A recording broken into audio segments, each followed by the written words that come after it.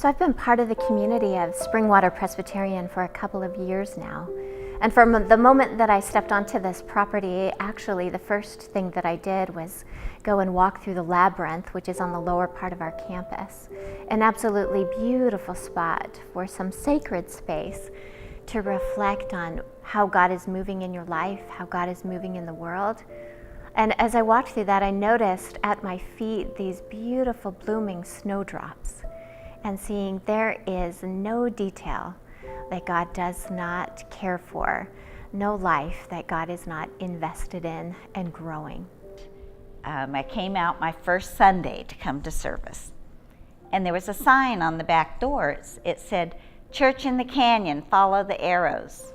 And we had service down there. They had some benches that were set up, and we had service. There was a baptism in the little creek at the bottom of the canyon, and so I've just started coming back every Sunday, and I found out what kind of church this was, that this was a group of very close-knit people and with strong faith that cared about each other and cared about God.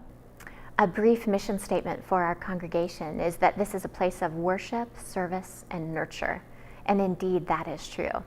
The first priority you will see in the beautiful worship space that we have is a reflection and testimony, a deep love of God.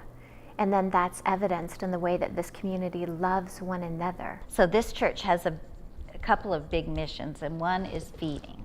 And being a farming community, that would be kind of, I think, typical. The Lord blessed me with a passion for growing stuff. Most of the stuff that I grow, I don't particularly care to eat. I grow it and then I give it to the Estacada Food Bank. So over the past 10 years or so, I've probably given 5,000 or 6,000 pounds of winter squash. Every Sunday we have prayers and concerns, and so we can share wonderful things that have happened, things we want to celebrate with each other, and the horrible things that have happened, and sadness, and people pray for you. And I get real emotional over this kind of stuff. That ability to share each other's lives is such a gift, such a gift.